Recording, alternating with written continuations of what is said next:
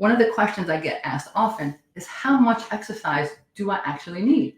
How much exercise do you think we need? Let me know what you think. 5 hours, 10 hours, 20 hours, 5 minutes? Put in a number there. Tell me what you're thinking. And as you're writing it, I'm going to start talking to you about 2 different types of exercise. There's aerobic exercise, which people call cardio.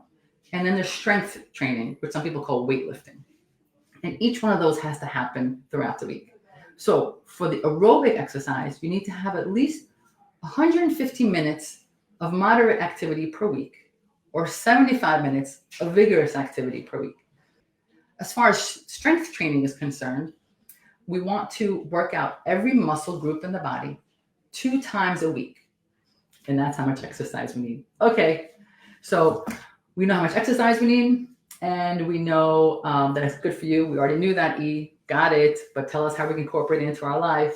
Okay, so if you notice, I said that that's how much you need a week, which means it doesn't have to be in one sitting. So the very first tip I'm going to tell you is to do things in shorter sessions.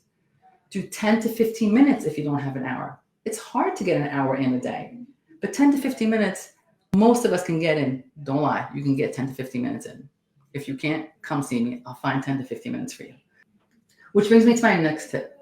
These shorter sessions have to be put into your schedule. If you watch my self-care video, if you haven't, go watch it. It's awesome. But when you watch my self-care video, if you watch most of my videos, I say you have to put it in your schedule. I mean, write it down.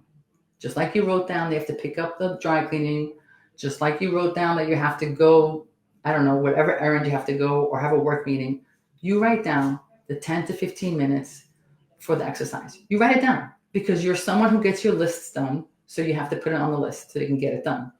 Okay, so you figured out some shorter sessions, you wrote it in your calendar. Now it's time to get real and make yourself accountable. And the way to do that is tell somebody your plan, your partner, your roommate, your friend, and up the ante, up it and say, if I get this done, or rather, if I don't get this done, I'm going to have to wash the dishes. If you have any other ideas, have it up the ante, let me know. Okay. So you could tell people, listen, hold me accountable. If I don't get this done, I'll do this. I'll fold the laundry. I'll do the laundry. Whatever it is, let's put it in. Let me hear if you have some good punishments that you could put in there to make yourself accountable. Not real punishments though, like fake ones. Okay. Nothing too painful. So anyway, let me know what you think about those. Another way to keep accountable is to keep a track for yourself. Let's just say a month's worth of workout and say, if I complete this workout, or if I drop X pounds, or if I fit into these pants, I will reward myself. And maybe you'll buy yourself new sneakers or new workout clothes or treat yourself to a massage. But having a system of checking accountability and a reward at the end will make you more likely to meet your goals. Consider a workout partner. Could be the same person that is holding you accountable. It could be someone else, but you know you're less likely to leave someone hanging at the gym if you told them you're going to meet them. So everything we talked about so far is kind of exercise in the gym or exercise routines, but there are ways for us to have exercise just throughout our day. There are ways for us to exercise in our home. So because we have shorter sessions, we could say, I'm going to wake up 10 to 15 minutes earlier just to get a shorter session in. Now, if you're home and you're already doing chores, you're cleaning the bathroom, you're vacuuming, you're mopping, all you have to do is just do it a little faster, just a little faster, so that your heart rate goes up, maybe a little sweat. It still counts as aerobic, even if you're not wearing a cute outfit, okay? It still counts as exercise, even if you're not wearing a cute outfit.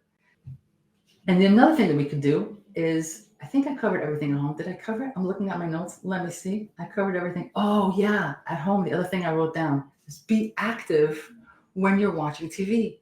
It doesn't have to be couch potato time.